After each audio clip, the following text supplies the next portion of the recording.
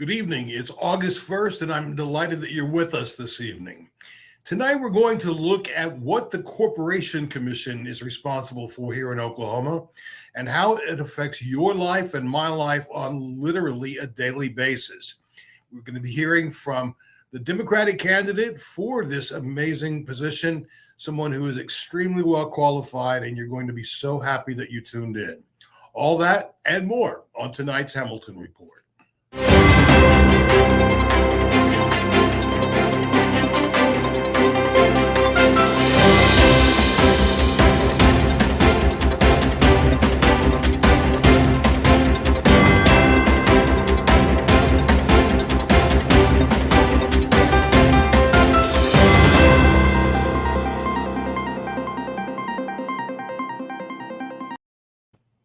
Today is August the 1st. That means that we are only 99 days away from what will be a critically important midterm election this year, one that will shape our future, both near and long term. And so we've got a lot riding on this one.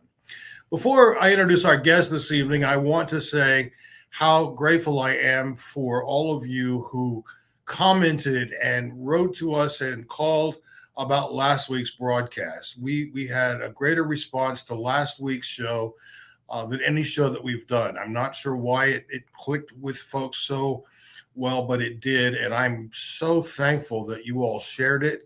And I will invite you to do that again this evening with this broadcast, because it's only by sharing the material that we offer from the Oklahoma Democratic Party that people really do start to understand who we are, what we're about, and why, especially this year, it's so critically important to vote for Democrats.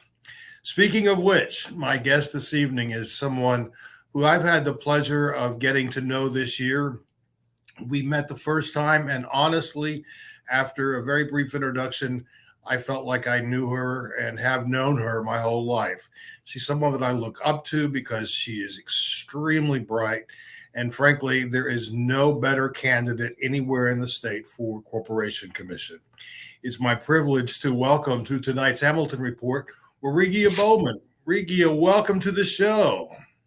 Hi, Scott. Thank you for having me on. I know that you were running in to be with us this evening, so I'm grateful that you could join us. Let's start. In last week's broadcast, I mentioned that you would be our guest this week, and the importance of the Corporation Commission. One of the things that I was looking at, the average salary in Oklahoma is just about $50,000 a year. The board of directors for OG&E, which serves a big chunk of Oklahoma, the board members make an average of over $250,000, 5 times what the average Oklahoman makes. And these people have the responsibility of just showing up to a few board meetings a year. Clearly, they do pay their staff well, as you should when you're a business of that size and you have so many customers. But there's concern about the way that they have not properly handled infrastructure and the way that they want to continue having ratepayers pay more and more and more despite their profits. So I'm saying all that so that you can, if you would, begin to couch for us the role of the Corporation Commission as it relates to everyday Oklahomans. Okay, thank you so much, Scott. Well, the Oklahoma Corporation Commission is the most important agency that you've never heard of. So this is a very powerful position, and it's kind of under the radar for a long time, and Democrats have not run for this position for a long time. So it's very important, and we've taken it for granted, both as citizens and as Democrats. This is kind of a Christmas tree agency, and by that I mean it's got so many components, it's pretty hard for somebody who isn't a candidate to keep track of all of it. But the important thing you need to know about the commission is it's what I would consider a New Deal agency. So it was actually started in the progressive era, I teach a class called Administrative Law, which is the history and regulation. It's like the law of regulation. But basically, when we saw these big monopolies like the Carnegies, the Rockefellers, especially oil, Standard Oil, the railroads, that is when we had our first agency, regulatory agency, and that federally. And so that was in the late 1880s. And then in the 1920s, states started to get these. And so the Oklahoma Corporation Commission comes out of that spirit of controlling monopolies. So the function of the Oklahoma Corporation Commission is to control monopolies that do not function correctly without regulation. So a lot of times the pundits or the reporters, they'll tell you, oh, well, I believe in a free market economy. A very important thing to understand about the free market is it has flaws. The free market has areas that don't work well.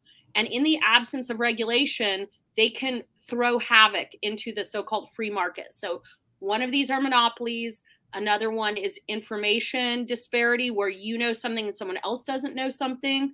Like candidates don't realize that I'm super qualified and my opponent isn't. That's an information problem. Mm-hmm. And so, monopolies are a serious one. Another one is externalities. Externalities is an important one because it's like, let's say you have a car that has a lot of exhaust and it makes the people behind you cough. That is a negative externality. So one thing people don't understand about the market is there, but in the absence of regulation, it will not work. You actually need government and you need regulation to make certain markets work, particularly energy and telecommunications.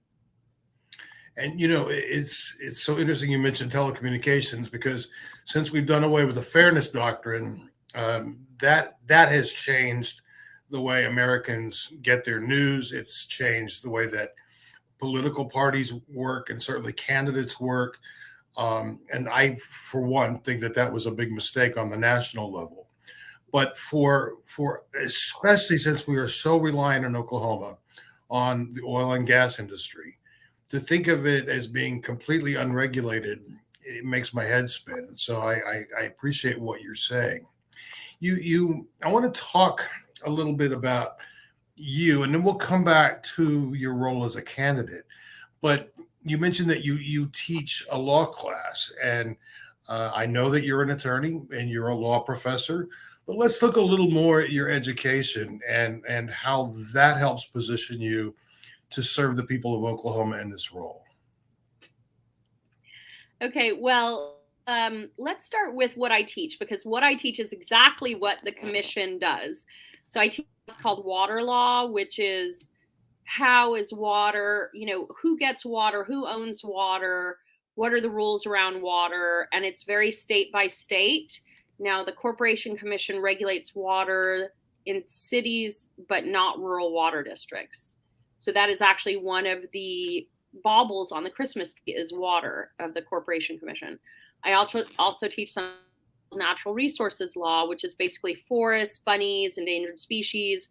But, forests are very important and our ecosystems are very important. Oklahoma has a very varied and delicate set of ecosystems. One of the great things about Oklahoma is that it actually has one of the most diverse ecosystems in the country. So one of the things that that we regulate is on the commission would be pipeline safety. So like we have pipelines that cover our state, but if we meet best practices, then we don't have oil dripping into water. So that would be kind of a natural resource. And then I also teach energy law, which is very on point with what the Corporation Commission does, because it regulates, wind, gas, oil, all of the sources of energy. And what a lot of Oklahomans don't understand is that, having one kind of energy doesn't take away from another kind. So if we have more solar, that doesn't hurt oil jobs. Oh, I wish you would proclaim that from the rooftops, because that's one of the things that we hear over and over and over is that, oh, no, you're killing oil and gas jobs. And the fact is that as a nation, we need all the energy we can get from every resource. Right. Especially if we're in right now we're in a summer heat. We'll get back to that. But then so another class I teach, like I said, is, so I'm an expert in energy regulation, which includes public utilities, which is a very important part of what the commission does. You'd asked me earlier what the commission does, and a very important part of what the commission does is regulate public utilities. And so that's a critical part, and they set rates, and they are the hearing officer. Essentially, the Corporation Commission hears from the utilities what price they want, and then they should hear from the Attorney General, who hasn't been doing his or her job. They should be hearing from their representative who represents consumers. Now, in some states, there's an attorney who's hired commission to do that. And we could certainly move to that system. But so right now what's happening is kind of the utilities are going in and not really meeting any opposition. So if there were a strong corporation commission, they could just, determine on their own what a just, prudent, and fair rate is. But so we don't have really an advocate for the consumers, but we also don't have, commissioners who are supporting consumers. So what I teach is very important in the sense that I'm actually an expert in all the things that the commission does. And so if I were to be elected, I would walk in there with quite a bit of knowledge and no ramp up time. So this isn't a situation where I have to study and figure out what's going on. It's like, I know, I understand this. I publish on it. I've published on wind energy. Oklahoma is one of the biggest wind producers in the country. It's around fourth. I published on water. So I'm actually an expert in this area based on just my teaching and publications. Now, in terms of credentials, I have a lot of them. But just to highlight is I went to Columbia undergrad, where I studied American history. I'm gonna stop you right there just for a moment, because you've got a fan watching tonight, and that's Jana Lewis Harkins, who is president of our Women's Federation, and she just lists a few of the things. Harry S. Truman Scholar at Columbia College, the Barbara Jordan Scholar at the LBJ School of Public Affairs, the Oppenheimer Scholar for African Studies, the Howard Scholar for Nonprofit Organizations at Harvard's Kennedy School, where you did earn your doctorate. She continues on. An honors graduate of the University of Texas School of Law. You clerked for Justice Jack Hightower of the Texas Supreme Court, served as an honors trial attorney in the Environmental and Natural Resources Division of the U.S. Department of Justice under Attorney Janet Reno. Honestly, if I were to list all of the things that Jana has just put into the comments, you wouldn't be able to say another word because of all of your accomplishments. And it is so exciting to me that we have such a smart, well-rounded, well-educated person who is willing to say, you know what, I am standing up because we need sound leadership here. And my gosh, you have done that. You have proven yourself over and over and over. And you even have a new book that you're working on, correct? Yes, I am working on telecommunications, and it's interesting that you say that, because it's also something that the OCC regulates. So the OCC is in charge of telecommunications, and two of the ideas that I have for the Corporation Commission are making sure that we have internet in every county of Oklahoma, but also making sure that we have electric charging stations in every county in Oklahoma.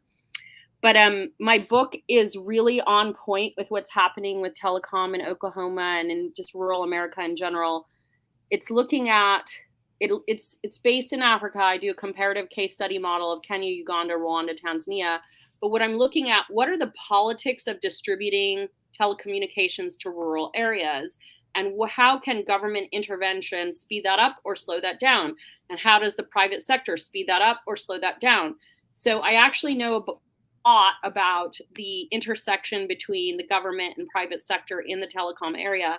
And I actually was an expert for the Department of Commerce on broadband expansion in Mississippi.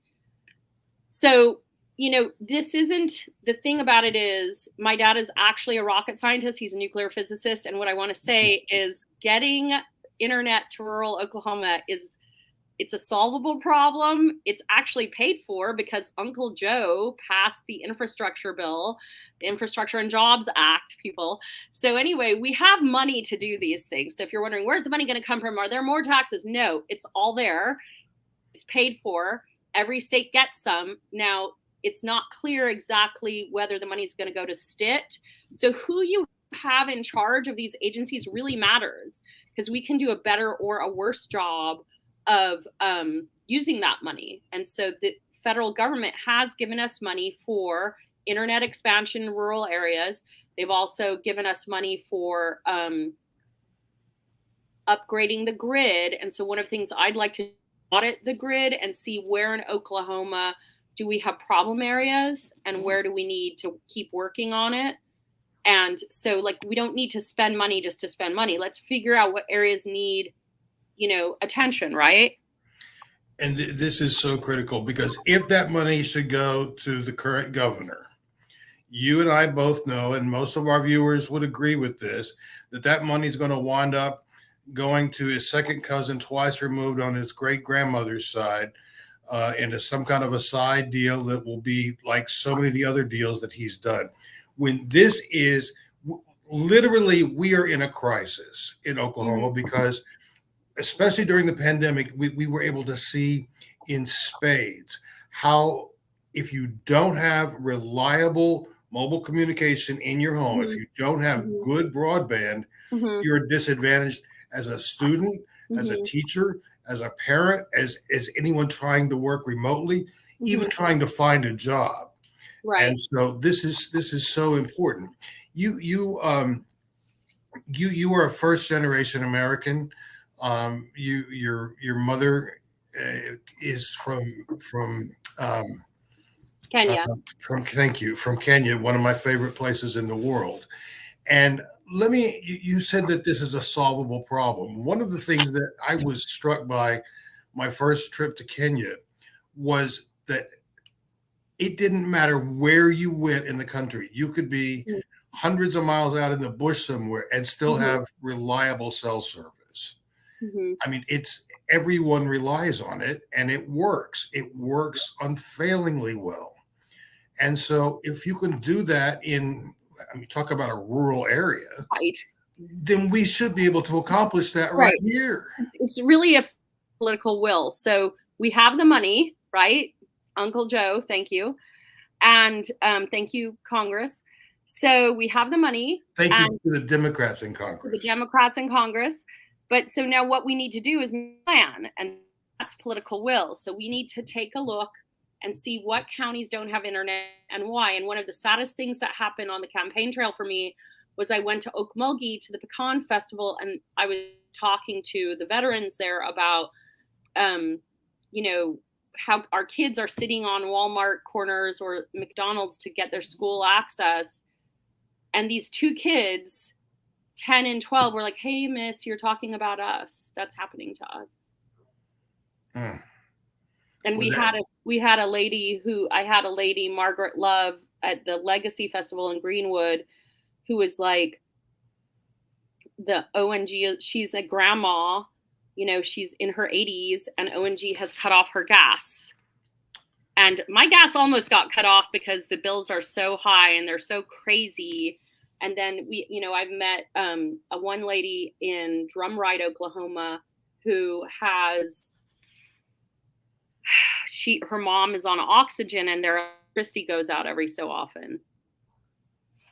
And so basically these are real problems, and they're affecting real people in Oklahoma. They're not just talking points. And that is so important.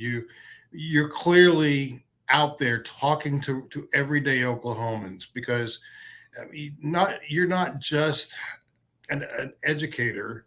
You're not just someone who's writing a book. You're also a mom. You are raising children. You have the same issues that we all have in terms of paying our bills. And when you are in a community, a smaller community especially, and you get to talk to people, what are some of the things that you're hearing from them that they really do need help with today?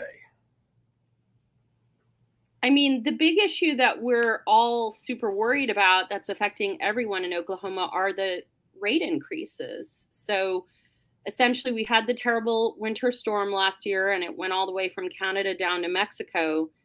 And then you can help me unravel this if you think this is too nuanced of a point. Okay, Scott? But Okay. so think of Texas. So we all saw Texas melt down. You know, they didn't have water, they didn't have electricity, everybody was freezing, and it was a total disaster. So why did Oklahoma have even colder temperatures, but have a little bit less of a disaster? Because Texas is not connected to the national grid. Oklahoma is connected to the national grid.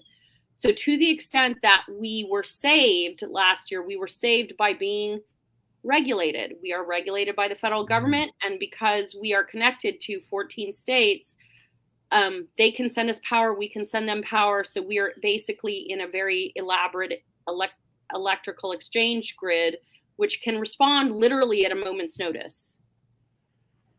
And so, but what went wrong from the Corporation Commission standpoint is that the Oklahoma Corporation Commission in their brains are pretending that they're in Texas and they're not regulated. So that securitization bill, that idea of pushing costs onto the consumer, that came from Texas. And similarly situated to us, because the Corporation Commission should not have approved those rate increases, and they should never have approved securitization. That could have been handled in-house at the commission. The only reason why they probably pushed through securitization is because, and I cannot prove this, somebody's getting a side payment. What, in the state administration? You've got to be kidding me. Well, and one of the problems with the current Corporation Commission is we have one commissioner who's great, Bob Anthony. He does his job, highly qualified, lots of credentials, very smart. And then we have Dana Murphy, whose seat I'm running for. She actually owned an oil and gas company while she's regulating oil and gas. Now, that isn't illegal, but it is very unethical. And it's a terrible conflict of interest, and it isn't right. So that shouldn't have been allowed. And then I understand the other person, Todd Hyatt, just doesn't go to work. But the point is, they have the power to keep these rates under control. The job of the commission is to control the utilities. That's their job. It's a progressive New Deal agency. Its job, in the style of New Deal agencies, is to keep utilities from gouging consumers. That is its most important job, and that's not happening. It certainly isn't. It certainly isn't. And so the big issue that's affecting Oklahomans right now is all of us, including me, are getting crazy bills. So I have got an gas bill that was like $800. And I have 3 kids, and I was like, this is a disaster. And so imagine if you're on a fixed income, you're a veteran, yes, you're a senior citizen, you're poor, you're below the poverty level. This is a hardship. And so all I want is, I just want the commission to do its job. I want the commissioners to go to work every day. And I want them to, work for the people of Oklahoma, because again, with the market, people think that these rates, that there's some list you can look at for the rates. It's all a negotiation. So it's very important that, the utilities have their price, and then we need a consumer advocate who says, well, this is our price. And then the commissioners should listen and make a fair determination. But what's happening right now is that 2 of the commissioners are by the utilities that they're supposed to regulate. And I'm sorry, you cut out just a little bit. Say that again, please. 2 of the commissioners are captured by the utilities they're supposed to regulate, which is to say, they're, instead of being able to control the utilities, they just roll over and say, bark and do whatever the utilities want. So the number one issue that's affecting Oklahomans now are these rate increases, and they're systematically going through the commission at the moment. And there's actually a rate case for Oklahoma Natural Gas on August 4th. And I encourage you to go to the Oklahoma Corporation Commission and participate and sit in on that hearing. There's another case coming up on August 23rd for Empire District Electric Company.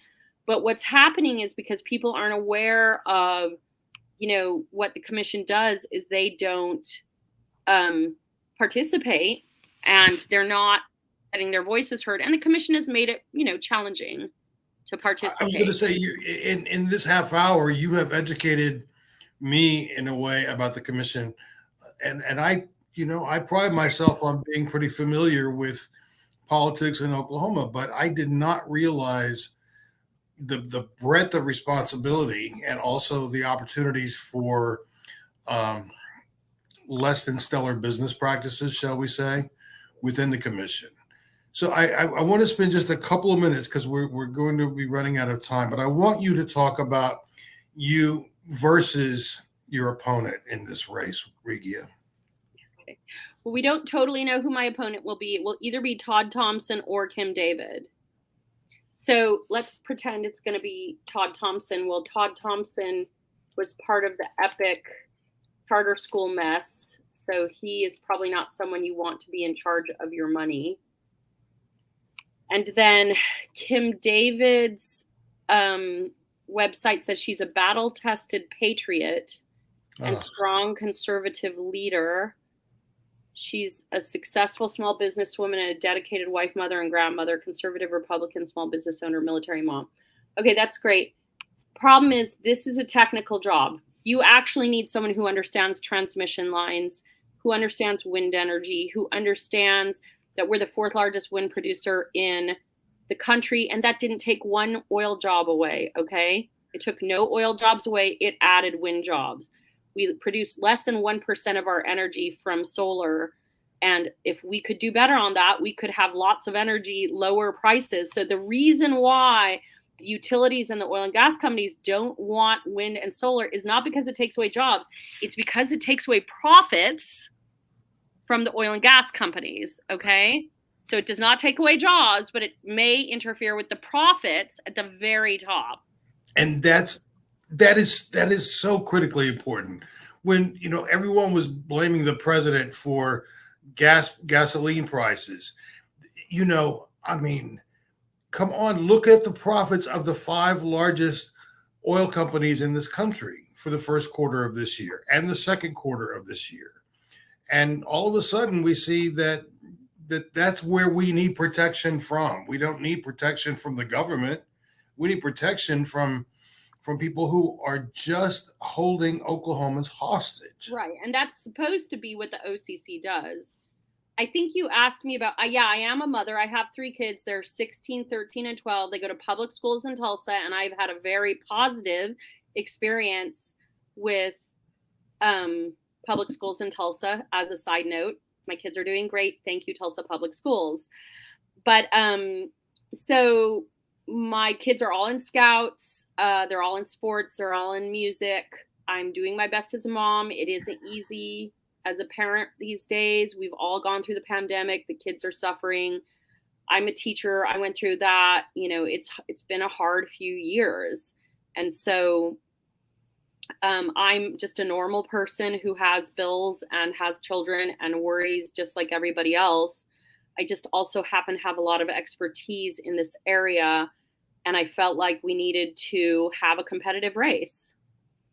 And I am so grateful that you made this hard decision. And I know it wasn't an easy one because you do have so many things going on. But for you to say, okay, I'm going to sacrifice some more. And I am so appreciative. And like I told my audience, the very first time we met, I felt like we had a kinship. And it has been so wonderful watching you engage with Oklahomans, watching you just tell your story. And you've got a fascinating story to tell. And despite being one of the most educated people I have ever known and one of the smartest, you're still an ordinary person. And that's why I think it's so important that the people of Oklahoma support you on the Corporation Commission, because we need you, Warigia. We need you right now in a way that will shine a light on the commission that frankly has been working in darkness for way too long. I'm going to ask Angela to put up your website one more time, because there people can learn more about you and also can contribute directly. It's simply bowmanforok.com. I know that you're looking for volunteers to help knock doors, to go with you to county events. And certainly this is not going to be an easy race if you're working against people who are funded by the very people that they're supposed to be regulating. So if our viewers can afford $5 a month from now till November, I know that would help you. Yeah, that keeps the lights on for sure. Because a lot of what I'm doing is I'm trying to visit all the counties and going to all these Democratic county meetings. So it helps me put the gas in my car, and I'd like to get a radio ad up, and so I'd appreciate it. Anything you can give is, if you can give $5 once, that's cool. If you can give it every month, that's great. Whatever you can afford. Well, we are completely out of time, Warigia. That I'm counting on you winning this thing, because we all have a stake in this. And I could not be happier that you are our candidate this year for making positive change in Oklahoma. Thank you so much for spending some time with us this evening, and we'll keep following you on your campaign trail. Okay, thank you. Appreciate you having me on, Scott. A real pleasure. And as we get closer to November, we're going to have Warigia back and talk some more, because as you can see, this is a topic that impacts all of us. I should point out that Warigia will be a part of the Women's Equality Day Brunch and True Blue Rally on Saturday, August 27th. I will be there, and I encourage you to be there too. They do great work. And also, thank you to Tom Tatum, who very early in this broadcast pointed out that Dr. Bowman and other statewide candidates will be speaking at the luncheon following Labor Day parade in Henrietta on September 5th. Our candidates are everywhere. And as our chair has been saying, keep an eye on where they're going. If they're anywhere near you, go talk to them. And I think you'll find that just like Warigia, we have a lot of candidates this year who are just normal Oklahomans who believe that we all deserve a better place to live, to work, to raise our children, and to hopefully have a brighter future than what we have right now. We can do that if we all vote, if we all help people vote, if we all make a plan to vote. Then I promise you, we will have change this year. Friends, I'm sorry that we are over time, but I thank you so much for joining us this evening. I hope that you will share this broadcast and share the good news that Warigia is running, and that she has a very different approach than the commissioners that we've seen to date. Someone that we can all be proud of, because we know that she's looking out for Oklahoma. I look forward to seeing you again next week at this same time. And Alicia Andrews, our chair, is doing her live every day at 4:15, Monday through Friday. If you've missed any of the Hamilton Report broadcasts or any of the daily lives, you can always go to our YouTube page or our Facebook page. Check them out there. And again, when you're watching, please share it with someone else. Friends, from all of us at the Oklahoma Democratic Party, I'm Scott J. Hamilton, thanking you for joining us. Good night.